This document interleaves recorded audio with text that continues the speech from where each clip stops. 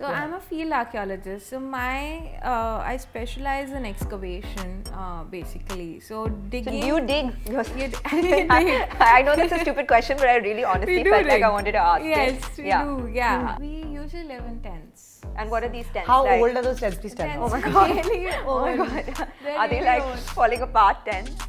They are like British time tents. Now they've got the new ones. They've got the new ones. ones, Last yes. time they had the old ones. Yes. Civilization, like the Indus Valley civilization people, not only were they traveling long distances over rivers, they were settling around rivers, but they're building full-on dockyards and ports, and then going all the way down to like places like Africa and the rest of Europe. Incredible. Yeah. So,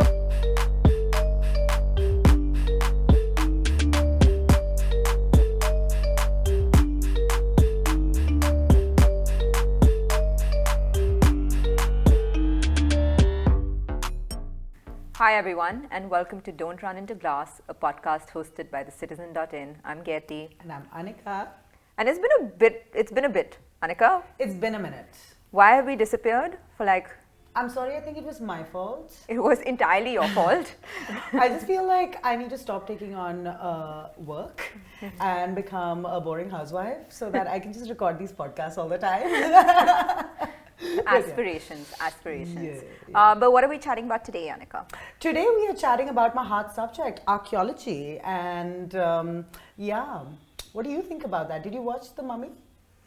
I did not expect you to throw that reference, but I want to say that archaeology seems to be like a very hot topic right now. I remember when we were in college and you told us you were going to become an archaeologist. I don't even know what my reaction was, but all of a sudden we have, archaeologists on all these podcasts that are going viral, you included. Yes. And it's clearly something that's having its moment. And I think that's great because it's a very unconventional career path, and more so for women that are entering the profession, it's an unconventional career path. And we have women breaking glass ceilings, sort of getting into the profession. Yeah. And it's super exciting actually. So the skeptic in me that made fun of you, maybe those Proved you wrong, huh? You proved me wrong. Again. No, I think it's really having its moment, archaeology right now. And I think, you know why I wanted to get into archaeology? I know you said it multiple times at the podcast, but it was because I read a book, but it also was because I was totally in love with Brendan Fraser from The Mummy. And I did want to become his librarian. But apart from that, I just love the fact of being out in the open. And I think this aspect of a lot of women becoming archaeologists now and going and like roughing it out and really not being completely unfazed about roughing it out in the brutal heat is something that is just, it feels good. It feels normal. It feels like things are coming back to normal, you know? And I think we want to touch upon that a little bit. Also, it does sound like a very glamorous profession. And I think glamorous because of the way it's been portrayed in TV shows and Hollywood and things like that. But really in reality, it's because of the riding boots that women wear sometimes on these TV shows that looks glamorous. It's not glamorous. In fact, we're going to talk to our guest a little bit about that. But you shared, the Dostcast episode that was on this, and Dostcast Vinamre asked Disha, how come you're in these covered in black cloth and excavating on these sites? Kind of because our images of, those cowboy boots and tiny shorts and, the more glamorous image. Yeah. And of course she was like, well, it's really hot outside, so we can't. And it's like the sun is beating on us and will peel our skill out. I know. Vinamra's question was quite hilarious. But it isn't glamorous. It's very rugged. It's you do remember when I went to Cambodia and I was in a village for like multiple weeks and I'd not showered and I was just gross and disgusting. In fact, I was very worried about you because I got like calls from Anica when she had a little bit of reception once in a while, and she's lost to the Cambodian villages, living with a family that doesn't speak the language, getting food poisoning, unwell. And I know that there was a troop of, sort of like, I don't know, I think some Europeans that were there one night, and that was your one like respite. Like, yeah, I had scammed them. I had scammed them saying that I'm a guide, I will take you around, you can pay me $10, and I showed them all the temples, and then I was like, the respite was I could have a drink with someone and actually have a conversation in English. And I think this is also what we'll talk about. What is life like on an excavation excavation site? I mean, is everyone partying and having fun? Does everyone sort of retire to their tents? But on that note, why don't you introduce our guest and let's have her come on? Absolutely. So today we have someone I actually met for the first time at an excavation site, Disha Ahluwalia. Disha, who has worked on some of the most seminal sites in India, Sinoli, where one of the most coveted artifacts was found. I'll let you expand that. And Rakhigarhi, which is where I met you for the first time. So Disha, why don't you tell us a little bit about when did your first dream of you wanting to become an archaeologist come into you? First of all, thank you for having me. Thank you for coming on. And I know it's going to be a great conversation. And yeah, archaeology sort of happened accidentally. I think, you know, I wanted to do something else, pursue photography. It just so happened that I ended up enrolling in a history program at Delhi University. And the first class was on human evolution.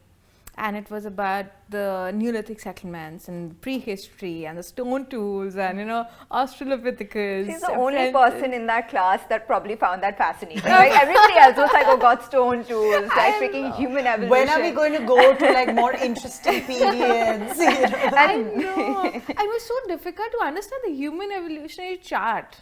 You know, right from the Australopithecus all the way to Homo sapien, it's such a it's a long journey that, you know, ancestors have made, but it's for a student who has no clue about it.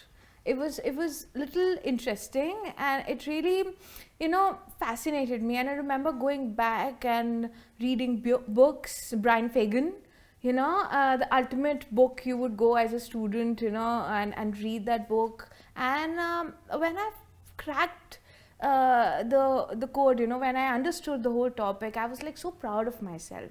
I was like, yeah, this is interesting and I think I should do this. I mean, like, you know, maybe this is something I want to do, because before that I was going on and asking all my you know, colleagues and, you know, students who were with me in that batch about what they want to do. I really had no clue what I will do with a degree in history after, you know, graduating. I literally had no clue, because, you know, I've not met anybody who would sort of guide me, and there was nobody at home who would guide me. And I remember most of the students would, you know, give me answers like they're preparing for a UPSC exams, IAS exams, and history is going to be one of the main subject. And I was like, I can't do UPSC. You know, I know I can't do that. So what's next? And then somebody will be like, you know, I'll do PhD, and I was like, okay, maybe, I don't know what PhD means right now. I'm just doing my bachelor's. So that's when the whole curiosity sort of, you know, and I started talking to people and I tell them that I want to pursue archaeology, reading more books. And I remember at, I think it was National Geographic, there would be this program every day or every week on Egyptology, you know, and I remember watching that very closely. And they would show excavations, and, you know, the students would go in the pyramids and they would be excavating, and it was like, yeah, this is what I want to do.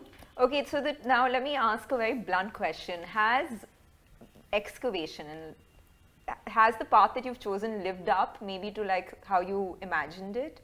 Yeah, more than that. More than that? More than that, yeah, because I can't imagine not being at the site. Okay. Like, COVID was brutal. For many reasons, of course, but it was also brutal because now I was stuck at home. I just could not go to the site. Because, you know, I've gotten into the habit of being in the field for at least 5 to 6 months a year. Is that, and how long are you usually there? Like, you're leaving tomorrow morning? Leaving tomorrow, so I think I will 5 a.m. 5 a.m. Yeah. So I think we will be excavating till May at least. End of May. So imagine we started in Jan and all the way till May, 5 months. Yeah. And then I have excavated for like 8 months also. So I've gotten so used to this kind of life, dual life that I live. Yeah. You know, on site and off site. Yeah. I can't imagine not doing it. And I have this fear. What if I don't get an opportunity? What if next season I'm not there for XYZ reasons and I'm not there, I'm not able to excavate? I get that fear. I have that fear. Which is why you're there even in the 45-degree Yeah, heat. I think so. Yeah. I met her right in the middle of a heat wave. Yes. At Rakhigarhi, and I think it was Rakhigarhi is April. in Haryana. Okay, can we tell our audience, because see, now we're going to end up speaking like archaeology talk, and since I'm the only outsider into this little archaeology world, I'm going to keep bringing you guys down to like some common platform and telling you maybe this needs to be elaborated a bit. So right now you're excavating at a site called Rakhigarhi. Yes. Can you tell us a little bit more about that site? So Rakhigarhi is one of the 5 largest Harappan or Indus Valley cities, Indus Valley civilization cities, and it's the largest in the Indian domain because the 3 are in Pakistan now. And following Rakhigarhi is Dholavera, which has recently become the UNESCO World Heritage Site, and Rakhigarhi is about 350 hectares. Okay, so huge. Huge site, Massive. massive site, and there are about 7 mounds, like 7 peaks, you can say, 7 Mound looks peaks. like almost like a small hill. Hill, Yeah. right? And so we are excavating right now. Dr. Sanjay Kumar Manjul is heading the excavation, Institute of Archaeology, ASI, and it's been great. So we're digging Harappan city right now. But are there people that are living here, or this is Yes. okay, there are people. There are people. So what do? there's You like tell them to leave? No. You have to work. Do you explain to them what you're doing? We explain to them what we're doing because we always collaborate with them. Okay. We always need local participation on site as well for our work, and we hire locals to work with us in the field because we need assistance, right? Yeah. And the best is to have the local assistance. And but we only excavate the area which is open, which is available. So it's not under people's houses or we can't privately do that. owned It's land. very difficult. Yeah. Like private land we do only if it's a field, agriculture field. Okay. So but ASI always pay remunerate them. Okay, so you'll acquire the land or whatever it is. Yeah, we take and the then, land and we actually, the concept is you pay whatever area that you're taking, you pay the amount of crop that would grow there because that's what the farmer is going to compromise on.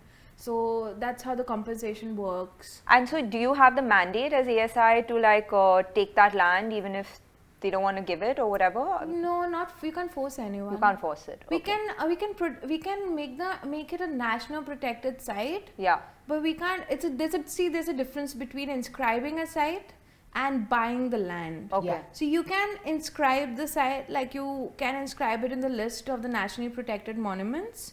Buying is a whole different game. And it's also done for different purposes. Purposes. When we had to build a museum in Rakhigarhi, that's a bought land. Okay, Yeah, that's you a bought big the one. land, yeah. Whereas a site that has something underneath it, there has to be cooperation with the village. And I think the village that lives on the site, even after the archaeologists are gone, are the most important custodians of that site. Yeah. Yes. So there is absolutely no way that you can actually displace them. Yeah. You have to keep them there. And it's not as if villages don't get relocated and displaced when a very important site. It's happened. It's happened many times.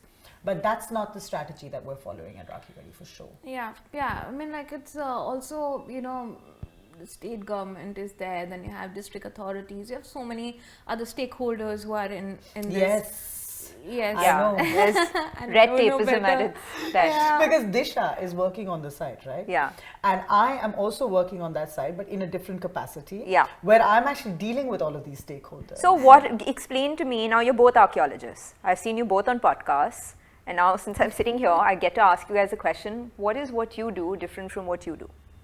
So I'm a field archaeologist. So I specialize in excavation, basically. So digging. do you dig? You I know that's a stupid question, but I really honestly felt like I wanted to ask yes, it. we do. Yeah, because digging a site, it's not what we see in movies or what people romanticize this whole concept of digging up a site.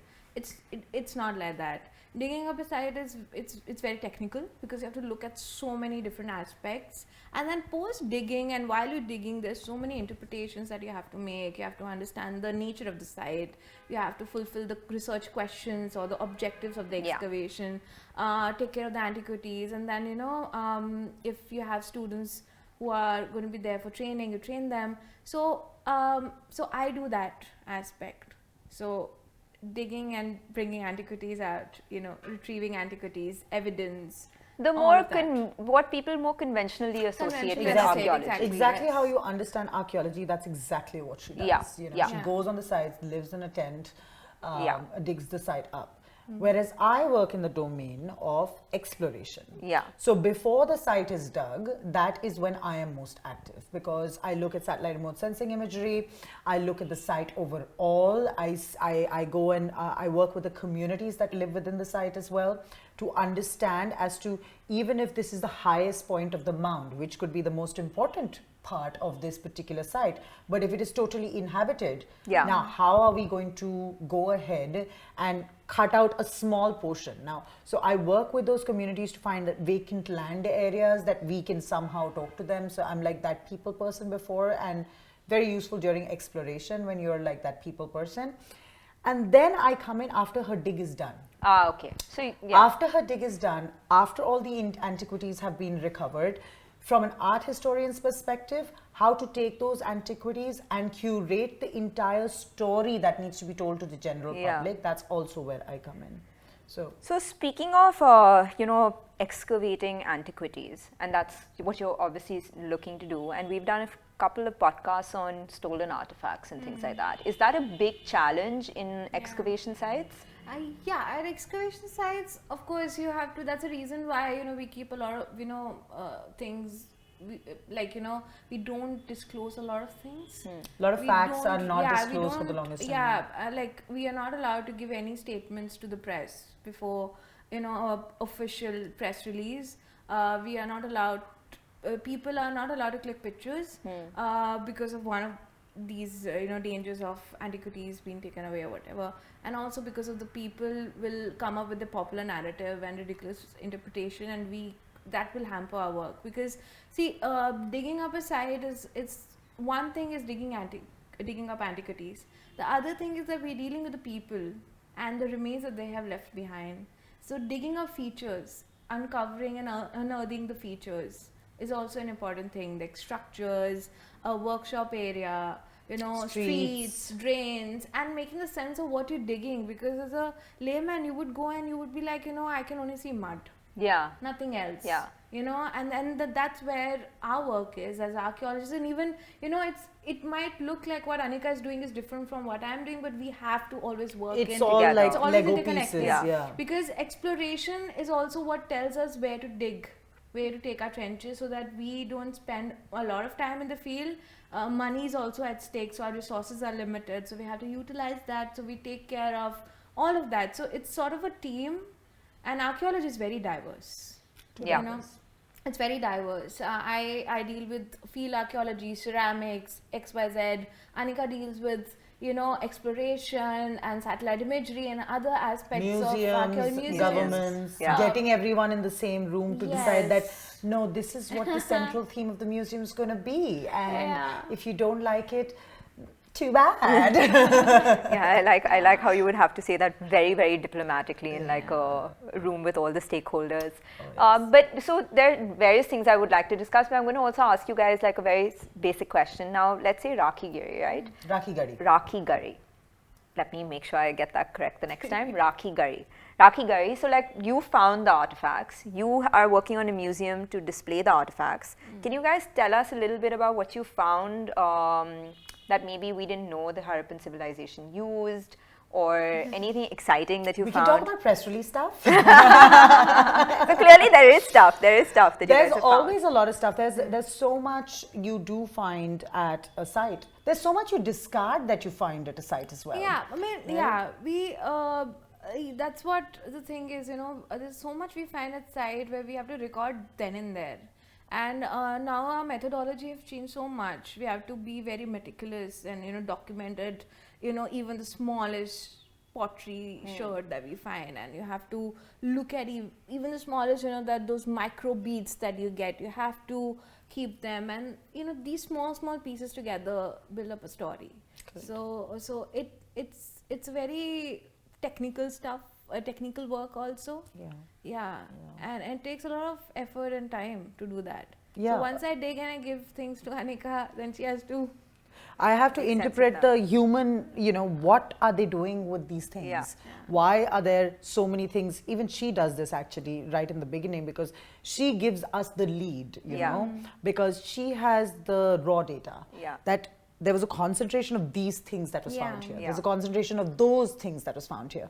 Then our role collectively becomes about, okay, so what were these people doing here really? Yeah, so you have to Was interpret this it. like a trade center? What, did it have a commercial unit? Was this purely residential? Was this by chance?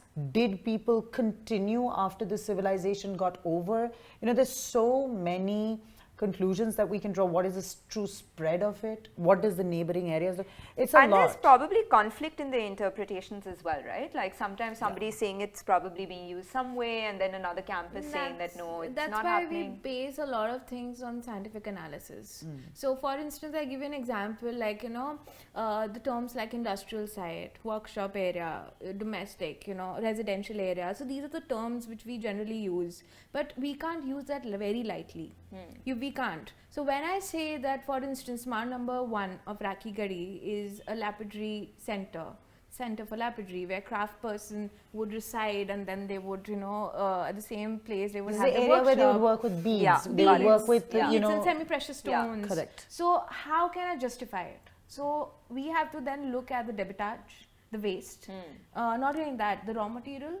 Are we finding the finished product, or we are finding the semi-finished product? So are they getting the semi-finished product from somewhere else, and then they are fine-tuning it, and then they're selling it to the local in the local market? And then of course, are we finding furnaces?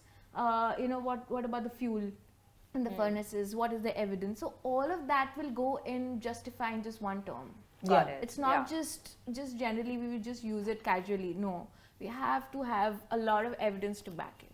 Yeah, so it's a very specific skill set. Yes. And, obviously it is very tedious work. I want to just lighten the conversation a little bit also. I want to know what life on an excavation site is like. And I want to know, like, let's imagine you go there, and let's say you reach and you wake up the next morning. Take us through your day. Yeah. So we usually live in tents. And what are these tents How like? old are those tents? Please tell me. Tents Oh my God. really Oh my old. God. They're Are they really like old. falling apart tents? They are like British time tents. Now they've got the new ones. They've got the new ones this time. Last time they had the old ones. Yes, but then sandstorm Yes. and then destroy most of our tents. Oh God. So we live in tents. Usually, this is actually an ASI tradition. Although universities also opt for tents, but they would always go for a structure if they find a house or something vacant, or a school building, or a They live there, dharamshala. yeah.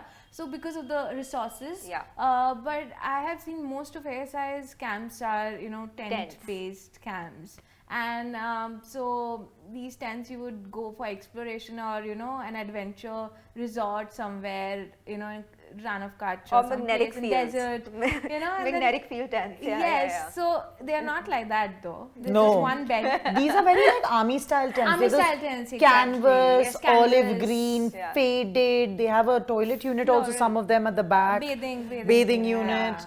And yeah. So there's one bed. Yeah. Table if you want, chair if you want. Maybe, maybe not. Maybe not. Yeah. And then there is an area at the back where you can be like. Okay.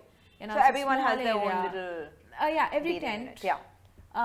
So it depends on the size of the tent. If it's a little big, 2 people can accommodate, so you can share. And if you don't want to share, it's like up to you. It depends on how many people are living at the site at the moment.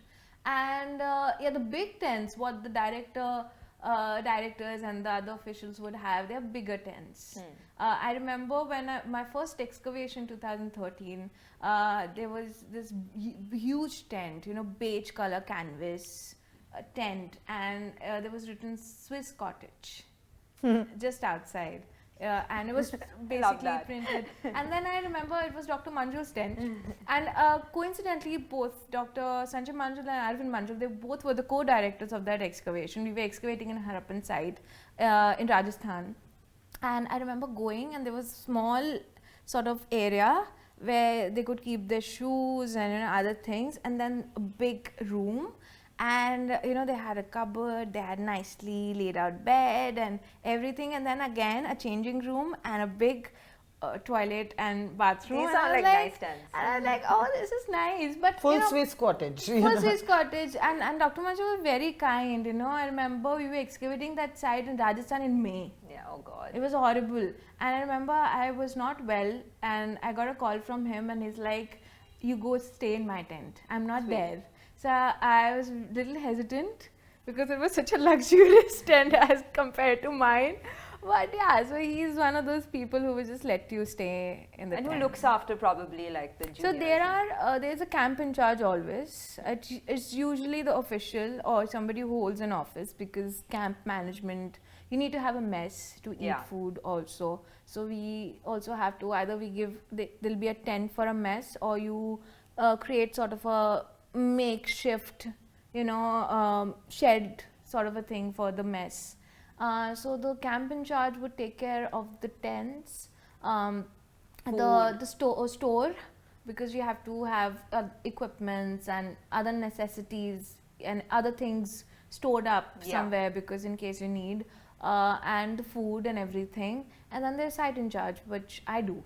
Then people who take care of the technical stuff. Which is that you take care of like the excavation part. The excavation, we just bumped into this little thing on the trench. What is this? Because I was walking about with her and she got several calls. She's like, oh, we just found this in the trench. And she's like, yeah, so just brush around it a little bit. And I was like, Disha, do you want to go back, girl? Like, I'll just take you back. And she's like, no. And I remember that day we found a ceiling. Yeah. The ceiling, which was very interesting. Yeah, so that happens. Yeah. You have to sort of take care of all the small details of the excavation. So we usually wake up very early. Yeah. Winters, 8 o'clock in the morning. And we work 8 hours. Yeah. And on field we work 8 hours. Off field we are working even obviously, and I'm sure you're discussing the thing and discussing and everything.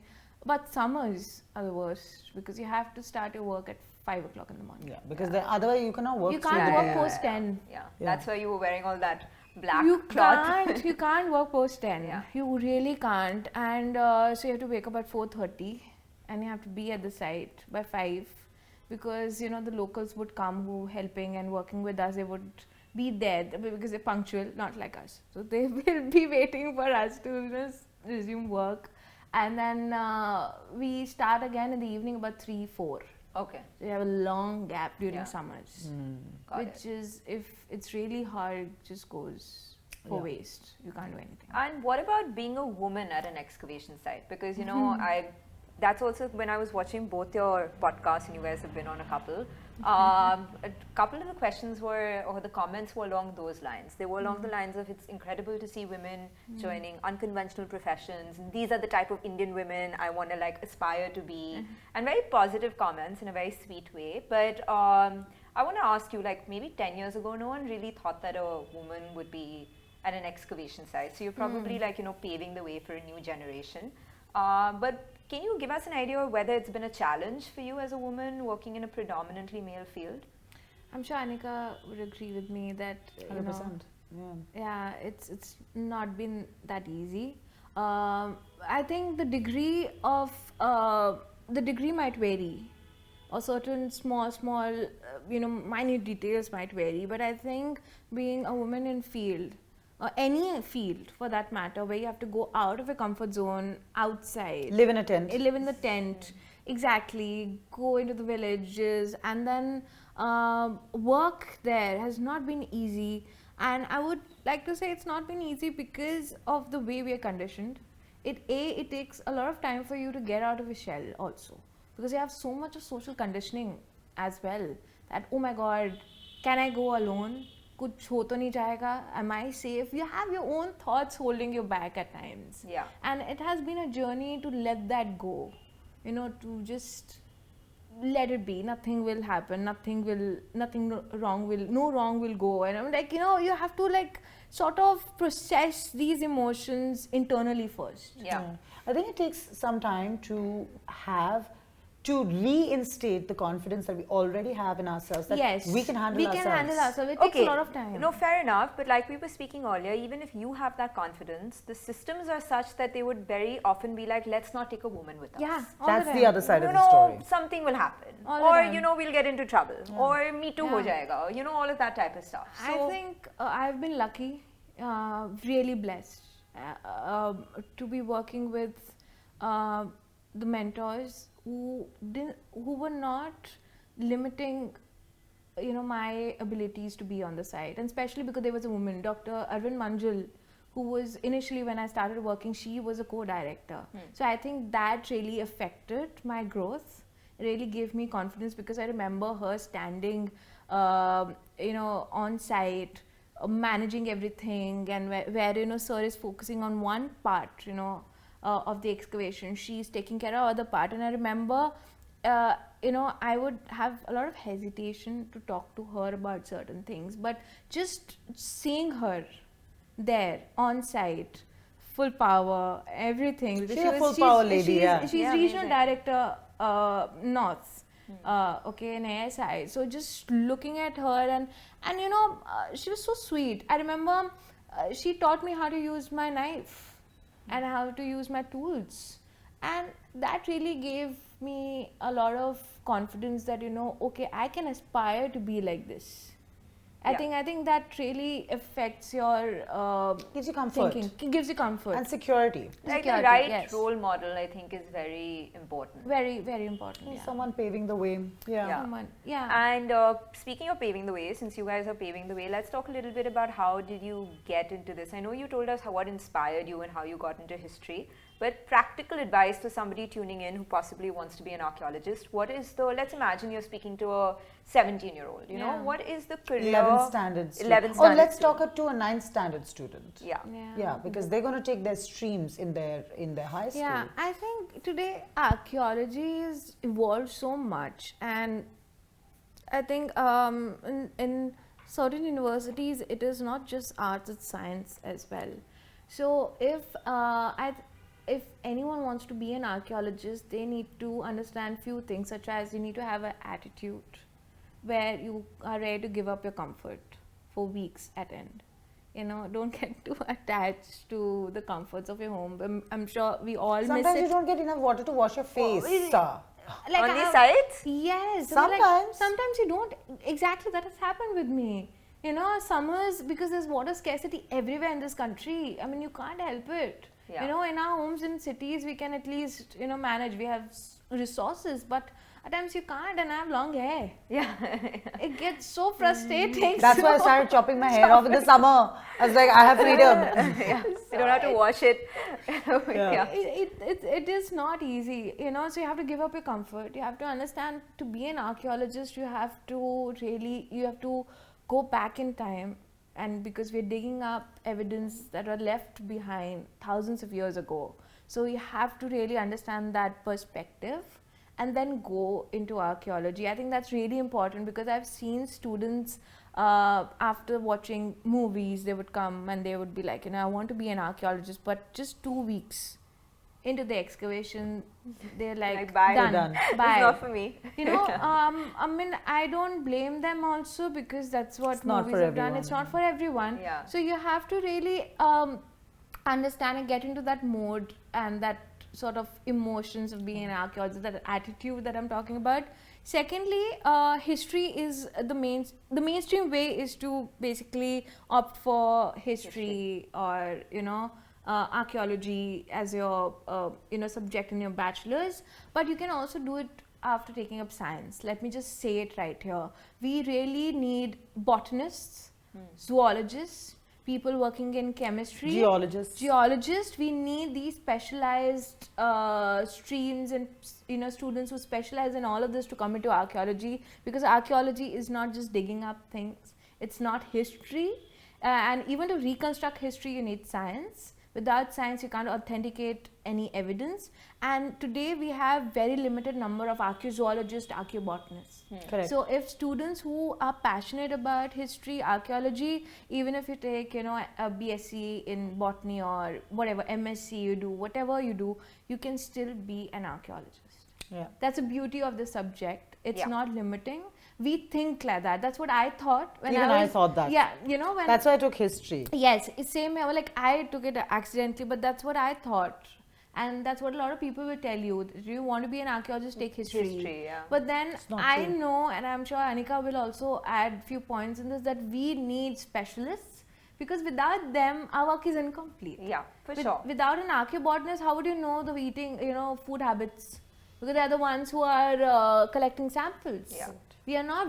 I'm digging, but they're the ones who are processing the samples, taking that to the lab, and then seeing, you know, okay, we've found rice, Yeah. and then dating that charred grain, Yeah. and then giving the us the lab. dates. Yeah. We need people working in DNA, Yeah. ancient DNA, right? Half the time we can't tell the clue as to what animal we're looking at. yeah, Zoologists for bones. This and the worst part is, you know, the students I train, they have done MA or BA, you know, usually art stream, and they can't go into these scientific mainstream professions after they have done masters in Yeah. arts.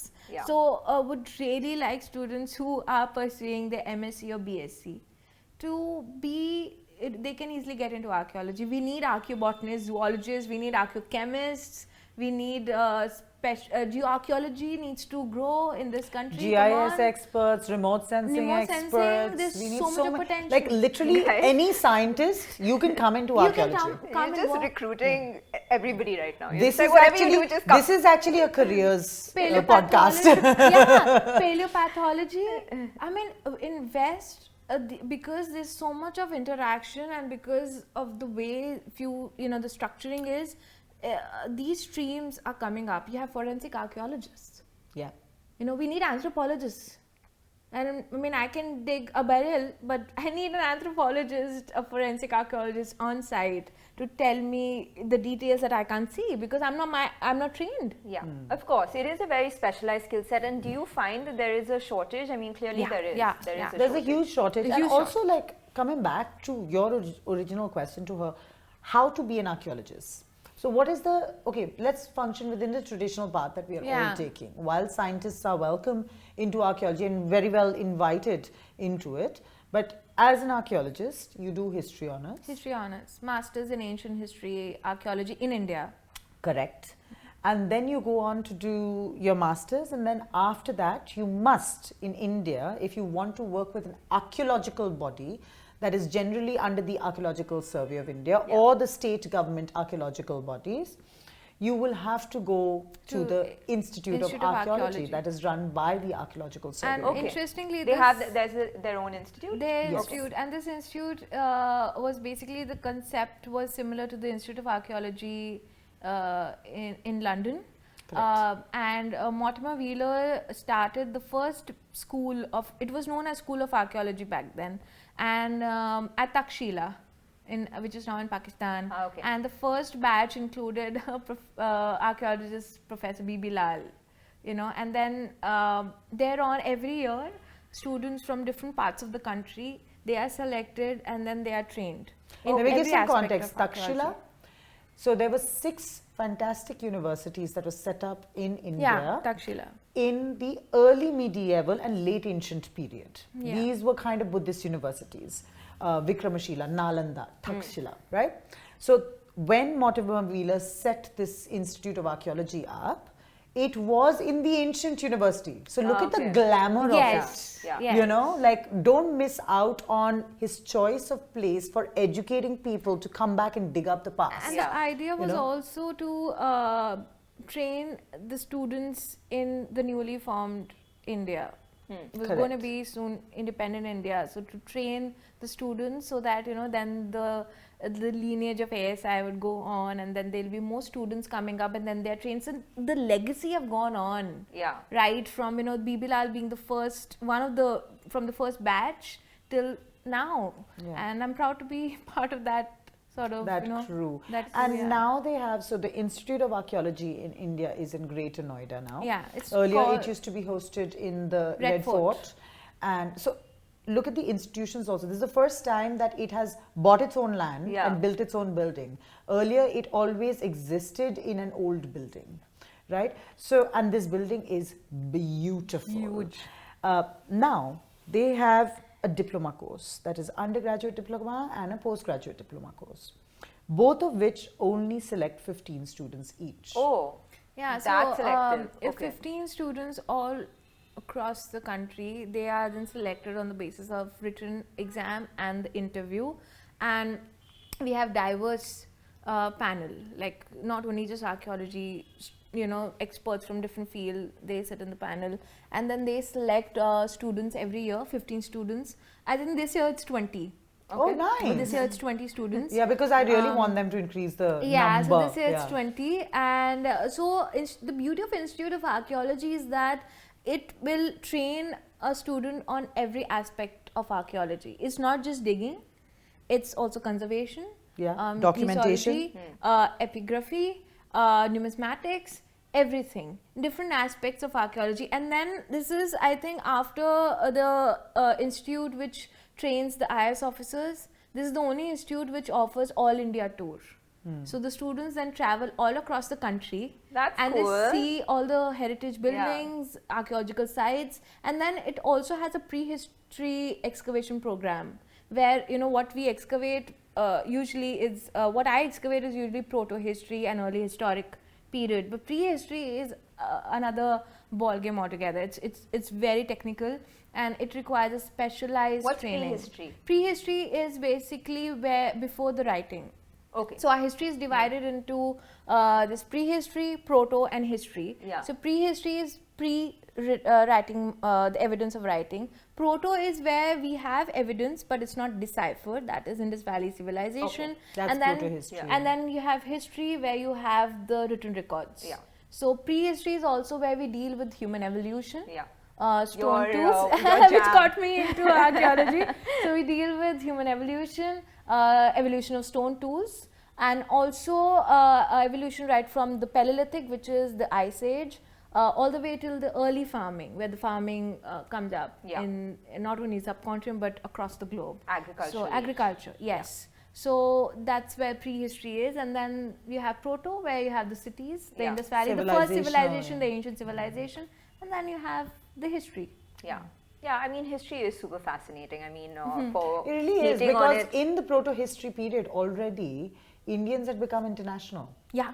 They're like traveling across the but seas. no, were there any Indians at that point of time? I mean, No, I'm just talking, it's like geographical Geographically, area I'm Yeah. talking about. But the civilization, like the Indus Valley civilization people, not only were they traveling long distances over rivers, they were settling around rivers, but they're building full-on dockyards Yes. and ports, Ports. and then going all the way down to like places like Africa and the That's rest of Europe. incredible. Yeah. So it's like they were setting up the colonies. They're setting up colonies. They were international when we don't even know how to read their language. We Yeah. don't know how to read the language, but we know so much about the world of Harappans. Correct. You know, the And mighty if we It's just figure that out this language that's language, the if we elephant in the figure room. out the language, would we like? Actually, we know this. We are not able to decipher the script. Yeah. But some studies do show that the script is spoken. We don't know the language. We don't know the language, and also because we don't know the script. Because language.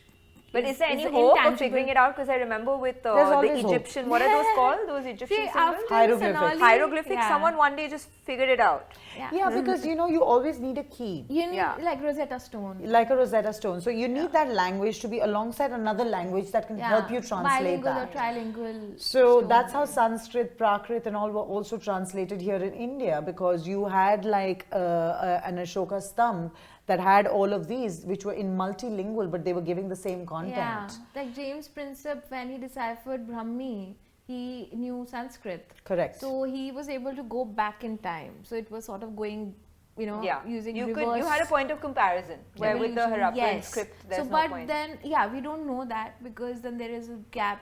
Gap as in we have not found it. We just haven't found, Found that That piece Rosetta that can just, Stone. the Rosetta But Stone of it. after this excavation of Sonali, I can say that there's so much that we don't know, and I think it's just in archaeology, with one discovery things can change. Yeah, Oh, and yeah. I think that's the discovery every archaeologist is probably hoping to make in their career, right? That one thing that I think if you dig in any site, you're going to find something incredible Yes, everywhere. yeah, I it's agree. like, yeah, it's like, and even if it is like a tiny stone fragment, right? Remember the agate bull from Haryana? Oh, amazing. Which is an with the Indus Valley gold civilization horn. thing. It's basically, agate is a stone that, you remember sedimentary rocks that we see on the riversides that have like strips running through them? Bands, So this is a brown color stone that has a white strip running it. And they made a bull. And it's this small, but it has golden horns. Oh, wow. Beautiful. And this, we are going to get into our museum. But this is like, when you look at it, it's so beautiful. It's so glossy. It's like, oh, wow, what were they thinking when they made this? Yeah. You know? So honestly, whenever you dig, and like in my project, when I work in satellite remote sensing, I always say that it's only 10% of human history that we've really uncovered, Yeah, right? true. And the rest of it, half of the time you can't uncover because there's continuous history on that land. Yes, it's continuation. Yeah. Yeah. Yes. It's like the man, a person, forget man, but a person from the ancient proto-history time, pre-history time has continued to live in that same geographical area. Yeah, these are continuously inhabited Especially regions. Yeah. after the rivers were formed, the area that you would actually build your settlement will be, somewhere where it's close to the river, close to the source, where you can grow crops, Yeah. and then it's closer to the nearest city where you can sell your surplus. So you just imagine, after the early farming, a lot of our settlements have been in the same area. Yeah. Correct. Unless and until there's a river that just disappears. Which is what we are dealing We with. are dealing The with issue so that we are much dealing with. issues Oh my on God. that. Yeah. Like I spent so All- much time in the lab trying to find this bloody paleo channel of Paleo channel. Rakhigarhi. It's my Everest. Anyway. No, guys, remember when we went in Suryagarh, there was that haunted village, and the story was like somebody had cursed the village. Oh. And then I googled it because it was beautiful. Like the government obviously wanted tourists to come to this village, and it was one of the most beautiful things I've ever seen. Like starlit sky, like little perfectly preserved like houses and stuff. And I walk in and I'm like, this obviously is so ridiculous that this village has been cursed, so everyone left. So when I googled it, it said there was an earthquake. Because of which, like, a lot of the people had to leave the village because their homes were damaged or whatever it is, and the tribe actually intermingled with other tribes, and that's why there's no like sign of them. So obviously there's a logical explanation for these areas. But on a last question before we sort of wrap up, there has been, and this is a slightly controversial question, so we'll see how we tackle it. But there has been a rise a little bit to like associate, let's say, archaeology with India's romanticized past and identity, like, oh, India, we have the oldest civilization in the world, we have like, a very monolithic identity that has never changed and things like that. As archaeologists in the field, are you guys seeing more and more of that, or is this something I'm just noticing in my echo chamber?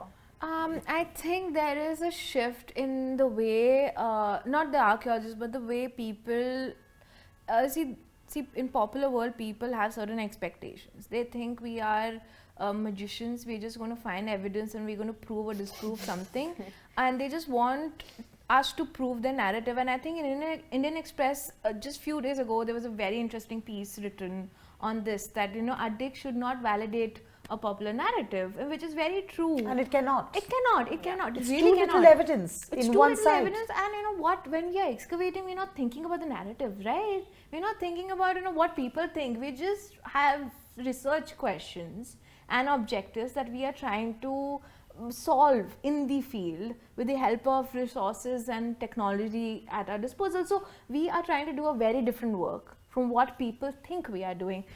But I feel the new generation that is coming, they're coming with that thinking. Yeah.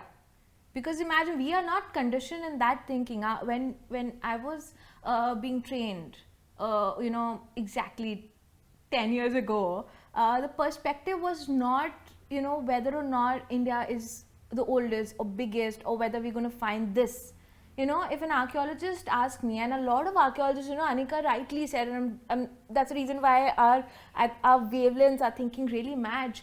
If an archaeologist calls me and asks me, Disha, tell me something unique you have found, I will never answer that archaeologist, because that is just a ridiculous question coming from an archaeologist, because every piece of evidence is important. So when we are excavating, our perspective is totally different. We never go with a set narrative. But today, the new generation, the younger lot that is coming for training, because I'm in this training, I've been training, I think I've trained about 5 batches of Institute of Archaeology now in field excavation training. I see that they do come with that thinking. Yeah. And I think the role of the archaeologist is not to create or find history. Yes. Their role is to collect history. Yeah. We have to find all the small pieces, and when you find the evidence on the ground, and I think Disha will echo this, half the time you don't know what exactly you found, and you don't know what the significance of this is. But sometimes when you give it enough time and you zoom out of your sight, you go back to the drawing board, that's when you figure out, okay, what is the significance of this? And maybe the significance of whatever you have found on that site, or everything that you found on that site, leads you nowhere, and that's okay. It's okay to have, if not find anything. Like somebody asked me recently, what if, yesterday you were talking, what if you dig up, you take a trench in a place where you don't find anything, and it's okay to find nothing. That is also part of the That's research. also evidence. That's also evidence. That says this site was not being used for any human purposes. Any archaeological evidence. What is the reason? Were they using this particular area for something else? Because a lot of times we're just limited to structures, cities. We don't look at the intangible. Intangible, and also we're used to finding small wins or big wins every time you're digging out a thing, and if you don't have that, immediately the impression of yourself in your own mind goes, have I failed? Actually, no, you are just collecting facts here. There's no failure or success over here. You're just collecting facts, and maybe these facts will make sense like a year later to you. Guys, now I want to come on one of these excavations. Can I come? But I don't want to come. You take Disha's permission. Can I come? Even I take Disha's permission to go on the site. Disha, so as a layperson, can if I wanted to really come, is it possible? Yeah, you can visit. You're welcome to visit. Yeah, that'd be cool. You're welcome to visit. Maybe that could be your next podcast. That would be fun. That should be. That should be on site. Disha has made me sit down and work with pottery. Actually, no, you didn't make me do that. That was somebody else made me do that. When they went exploring, they made me sit down with the village ladies. That was after the excursion. I had gone back. You had gone back, and I was given a job for 2 hours to clean all the pottery shards. That was fun, no? It was great. It was the only cooling thing over there. It was so hot. I was like, yes, I will put my hand in the water. So Okay, well, that's awesome, and I'm actually quite excited to take you up on this invitation and come along with you guys. But thank you, Disha, for joining us, and it was an incredibly much for having me. Yeah, it was an enlightening conversation. I'm stuck here between two. Maybe that should be the title of this episode. In between two archaeologists. Between two archaeologists. First I do want to close with one thought. When I had first gone to Rakhigarhi, I was also very worried when I was going there, that who will I meet there? Who will take me around the site? Can I ask my questions? Because I'm here to do a job, right? I need to get information. And I don't know if you remember, but I was violently writing in my notebook. I remember. Recording also. Recording, writing and everything, because I'm supposed to take the brief for her for the satellite remote sensing that I was supposed to do. So when I went to the site, I think one of the best things was that it was a lady. And it was someone who was, close to my age.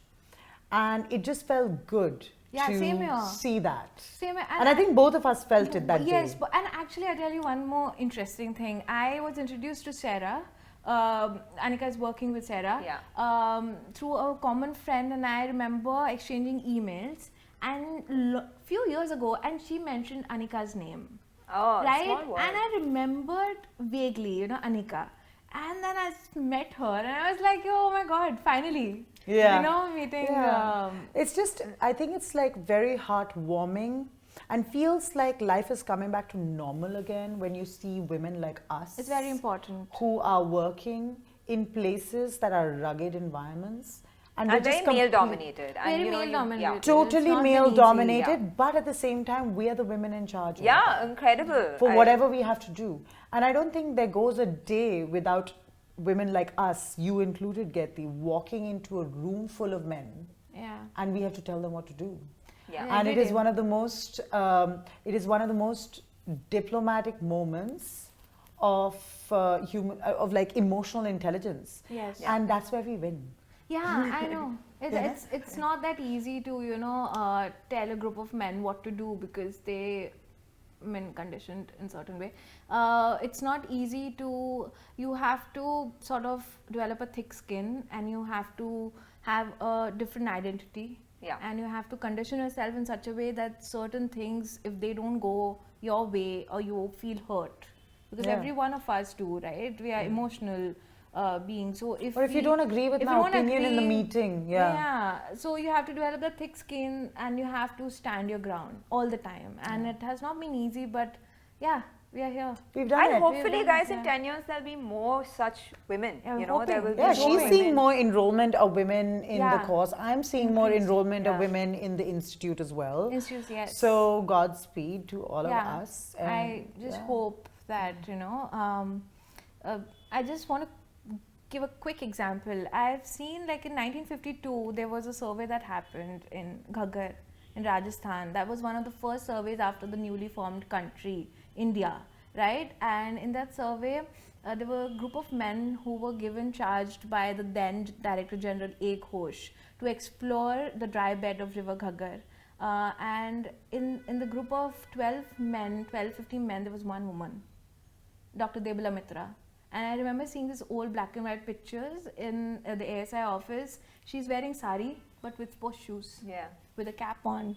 And she finished the survey, and then she became the first women Director General of ASI. Yeah. And the only archaeologist so far. We have had IS officers holding the post, but the only female archaeologist holding that post. How cool. And that image really empowered me. But you know, that is something that India does not surprise me on. We've had the first women prime minister, first women president. Like, women that way is rising to the top in India has never stopped. But going to the that example follow-up is the hard one. No, 1 second. The first female prime minister, female president, they're all either like married to men that were in those positions of power. With politicians, you'll see that a lot. That is true. Or they've been placed there by a man, which is what actually in politics, it's a big misconception that women have led the way. They've always been placed there by a man who they were either married to, or is their son, or is either way. When Kamala Harris was becoming very important in America, I was like, guys, we've been doing it in India for a while now. Okay, excuse. Just let's ignore the context of it. But there is true. But I think politicians aside and all of that, image, was very powerful. Because imagine, you know, today I'm exploring the same region for my doctoral research. I can't imagine doing that. I mean, like, I can, because I understand, but back then, 1950s, I mean, then a lot of women have then, like, really contributed to the Indian archaeology, and they don't get credit for.